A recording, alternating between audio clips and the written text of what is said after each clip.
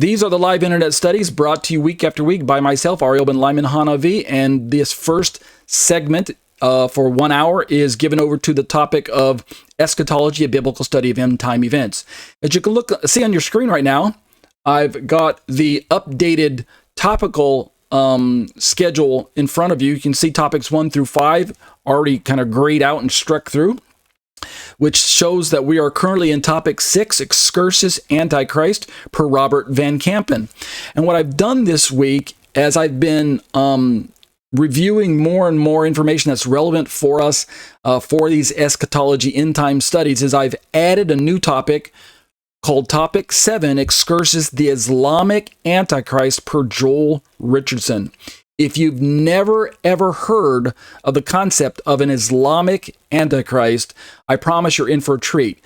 I believe that we will probably undertake that topic within the next 2 or 3 weeks. We're almost done with Van Kampen's Antichrist. We'll take a good bite out of it tonight, and then perhaps maybe next week we'll finish up, and then we'll be ready to move into Islamic Antichrist with Joel Richardson. So I hope you'll be able to continue to go along with the studies as I present them here on this particular YouTube channel and this particular iTunes podcast. So without further ado, let's jump back into the Antichrist per Van Kampen, and where we left off, I'll back up a paragraph and start reading there. Remember, we're talking about this idea of Antiochus Epiphanes is an historical ruler who lived 200 years before Yeshua and the first century disciples, so roughly 200 BC, and he has been put forth as a prominent Antichrist prototype or a prefigure of the Antichrist.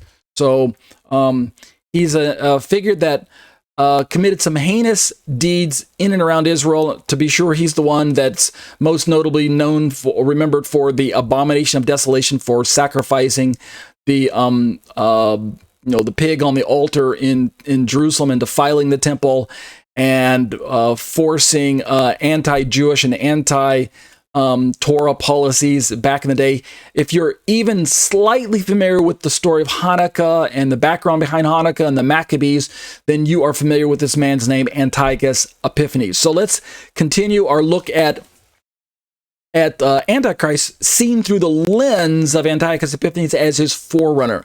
So I'll just start reading, and then we'll move into the study. This is Van Kampen. He says, that most blasphemous of all desecrations of the Jerusalem temple occurred in 168 BC, when Antiochus ordered that swine, the most ceremonially unclean of all animals, be offered on the temple altar of burnt offerings. We're picking up our reading for where we left off last week, talking about the type and shadow of this man Antichrist in the form of Antiochus. Continuing, Van Kampen says, and to make the sacrilege still worse, speaking of Antiochus, he insisted that those animals be offered to the pagan god Zeus. Because he had declared himself to be Theos Epiphanes, meaning the manifest God. In fact, Antiochus' name isn't really Antiochus Epiphanes. I think his real name was Antiochus, something that starts with an M off the top of my head. I can't remember. Some odd kind of Greek or Syrian sounding name. But he took the title Epiphanes unto himself because he genuinely believed that he was God manifest. And when we say God, we don't mean the one true God of Israel that we worship as Christians and Jews. We mean a God of his own understanding, i.e. Zeus incarnate. So Theos Epiphanes, meaning the manifest God, and even more explicitly, Van Kampen reminds us, Zeus Epiphanes, the manifestation of Zeus. Oddly enough, or humorously enough, because Antiochus turned out to be a false god, and because there were many in Israel of that day who weren't accepting his claims to be God, then they gave him a slanderous name. Instead of Epiphanes, they called him Epimanes, which doesn't mean God manifest, but means something other humorously, kind of slanderously, kind of a slur on his name. I'll look that up a little later and show you in post-production. But anyway, we're talking about this man, Antiochus Epiphanes, the guy who spoiled the Hanukkah party, right? He was himself a very wicked ruler. He was really hell-bent on wiping out Israel and Judaism as a religion. He, for some reason, really kind of unknown reasons, he had a very strong anti-Jewish, anti-Torah, today we would call it anti-Semitic, but anti-Israel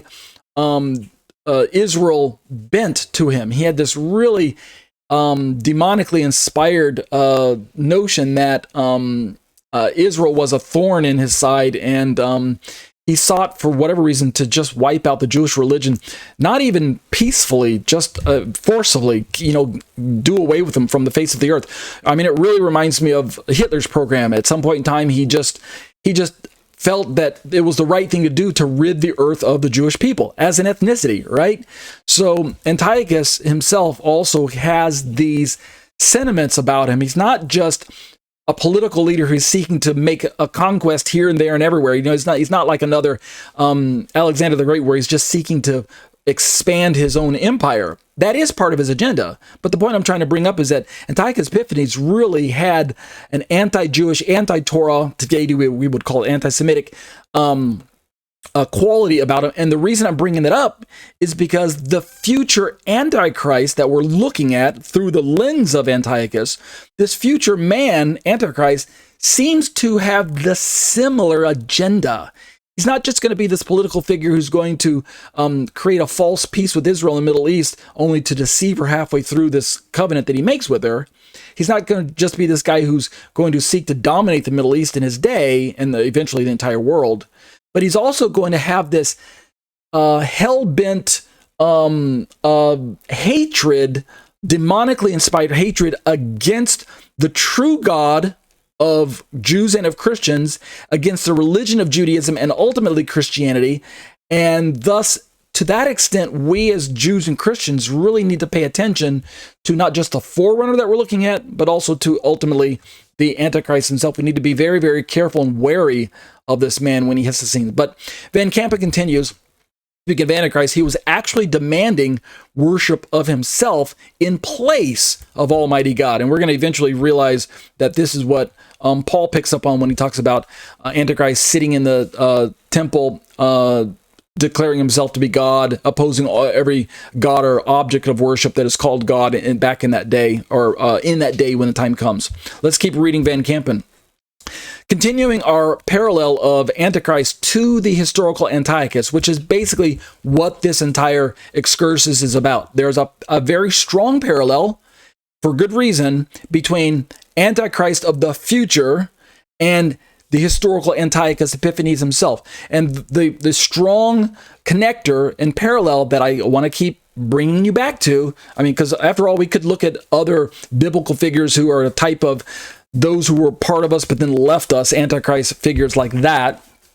I'm not saying that the Antichrist has to have come from us. There are ways to work around that verse in 1 John where it talks about he's an Antichrist because he left us. He was part of us, but then he left us, and that's how we know he's Antichrist.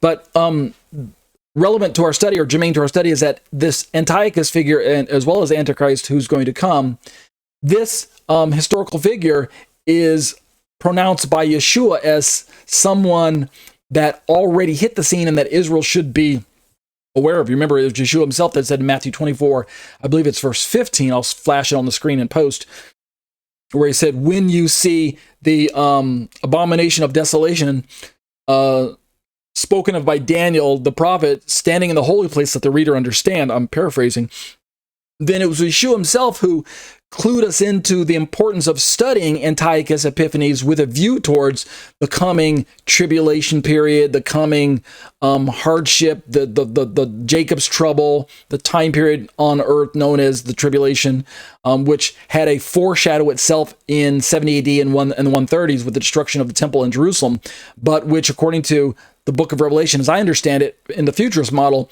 will have its final fulfillment in these last days that we're rapidly moving towards. So we're looking at this parallel between these two men, Antiochus Epiphanes and Antichrist. And what we find is that Daniel predicts, as I pick up Van Kampen's reading, that in the end times, Antichrist will stretch out his hand against other countries, and the land of Egypt will not escape. Daniel 11:42. So we see he's going to have his his way in interrupting daily life in the Middle East as he goes about his business to seek to not only form a 10-nation coalition known as the Eighth and Final Beast Empire, but ultimately to overthrow three kind of power base type of nations so that he can establish his own power base in place of those three. So Daniel talks about him uprooting three horns. You remember Daniel's prophecies talk about this beast with 10 horns, and the book of Revelation connects those dots by saying that there was this beast that John saw that had 7 heads and 10 horns and 10 crowns, or 7 crowns, I'm sorry. Or maybe it's 10 crowns. I sometimes swap out the vision of the dragon with the vision of the beast, but basically it's like father, like son, because the dragon is Satan and the beast is Antichrist. And the point being that Antichrist is going to basically establish his leadership in the Middle East, but we who live in the West, like America and places like that, we're going to feel the impact of his one world dominant ruling, because eventually his policies, like we read in the book of Revelation, are going to extend universally. So what's my point? They're going to start out probably locally within the Middle East, Israel, as he sets up his kind of headquarters in Jerusalem, I believe. And then he'll probably have another maybe military headquarters somewhere, maybe a little bit north of Israel. How far north, I'm not sure. Could be Iraq, could be Syria, could be as far north as Russia, etc. But he's going to have his headquarters, both probably his, what we might say, his dual purpose, religious headquarters in Jerusalem, I believe, and then his military headquarters probably somewhere a little bit more defensible than Israel. But this domination in the Middle East, this established ruling in the Middle East, which is going to be largely probably Arab, Muslim controlled, and things like that. But it has to overflow out into the rest of the world when we start approaching the midpoint of the week. He's going to get in his mind that he needs to have total rule and total allegiance, not just by those people in the Middle East, but by everyone in the world, as he declares himself to be God and opposes everything that is so-called God and any true God. Obviously, he's going to be opposing the true God of Israel and of Christianity, as well as any other religions in the world. And so he's going to begin a tribulation period that's going to kick off a time period that has never been seen the likes of in the world yet. So Van Kampen continues along those themes. Speaking of Antichrist, he will pitch the tents of his royal pavilion between the seas and the beautiful holy mountain, right? Daniel 11:45. Sounds like the location is exactly what I was just talking about right there in the Middle East. Almost sounds like Armageddon type location when we say between the seas, talking about, for Israel, the Mediterranean Sea on the west and the Dead Sea, probably on just on the east, near the on the east of the Jordan, or just south of the Jordan. So those would be the seas there. So between the seas and the beautiful holy mountain, that's kind of right smack dab where about Har Megiddo, kind of north of Israel, about 15-20 miles north of Israel right now. Van Kampen continues, speaking of Antichrist and quoting from Daniel, and then there will be a time of distress such as never occurred since there was a nation until that time. Daniel 12 verse 1. So we're saying, even if you take the perspective that you're going to be gone, if you're a Christian, you're watching this YouTube video, you're listening to this iTunes podcast, and you've been taught from your pastor that you are going to be pre-tribulationally raptured away from planet Earth before any of this bad stuff hits the fan, right? You're going to be gone. You're going to be whisked away. Well, then that might be fine and well for you as a Christian. But what about your friends and family and loved ones who are still left here, who haven't made a decision for Yeshua before that time hits?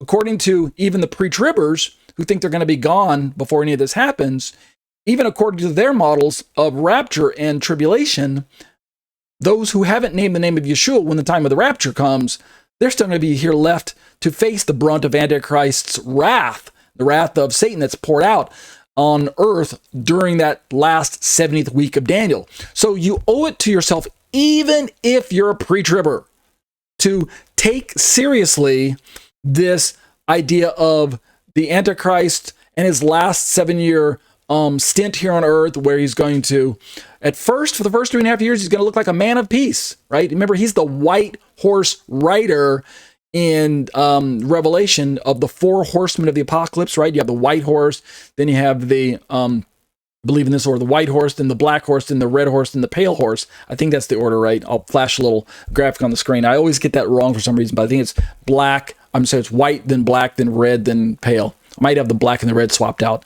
But he's that first rider, right? The first of the 4 horsemen, kicking off the 70th week with his false peace, his fake peace, his deceptive peace agreement that he makes with major players there in the Middle East.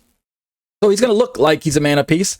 But as the week starts to play itself out, when we get to the midpoint of the week, he's going to take off the mask and reveal himself to be Satan incarnate. And then, of course, he's going to ramp up the siege of Jerusalem and the occupation of Jerusalem, and begin his one world tribulational rampage of forcing the mark of the beast and the worship of himself as very God. So here are these pre-tribbers who are supposedly in heaven watching all this happen because they got raptured away. But what about all your loved ones who are still on planet Earth who didn't accept Jesus before the rapture took place? Don't you owe it to yourself to warn them about what's going to take place if they're still here on planet Earth when that happens? Of course, those of us who are mid-tribbers or pre-wrathers or post-tribbers who already are trying to prepare ourselves for this time, right? We believe that we're going to be around during a lot of what's going to start taking place, although God will still supernaturally protect us somehow, pre-wrath or Goshen principle, either way. But we still are going to have to deal with a lot of what Antichrist is going to be shoveling out before God's supernatural protection kicks in. Remember, Antichrist is going to be persecuting saints. So let's pick up these readings. That's the theme that I'm kind of leading into now. Van Kampen says, in the middle of the 70th week, he, the Antichrist, will put a stop to sacrifice and grain offering. And on the wing of abominations will come one, that is Antichrist, right? Remember, this is one of his nicknames, the abomination of desolation. The Antichrist who makes desolate even until a complete destruction, one that is decreed by God himself, is poured out on the one who makes desolate. That's Daniel 9:27b. And we've looked at this in the past. This idea that for the first half of the week, the 3.5 years, everything will be somewhat peaceful as far as politically in the Middle East. Now, of course, there's going to be what Yeshua referred to as the beginnings of birth pangs, right? There's all kinds of there's still wars and rumors of war that are going to be taking place during those days. There will still be famine and certain economic upheaval that forms part of the first half of the 70th week, right? The first 4 seals of the 7 seals of the book of Revelation, sealed 1 through 4, are those 4 horsemen of the apocalypse that I mentioned earlier. So the first 3.5 years, it's not going to be all hunky-dory here on planet Earth. There will still be upheaval and troubling times, famines and earthquakes and some sort of disruption of normal everyday life.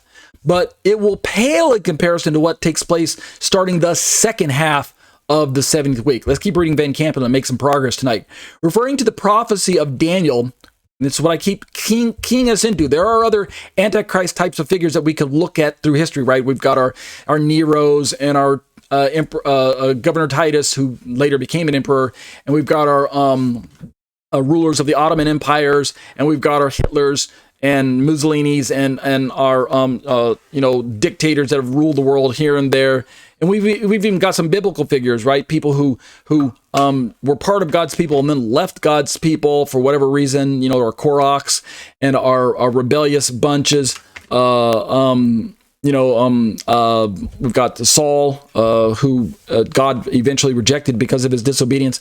We've got even King David's son, Solomon, who for a while was very disobedient to God, and God had to punish him. So we've got people who can play the part of what we might call an antichrist, someone who initially looked like a good guy and then turned bad, right? Good guy turned bad.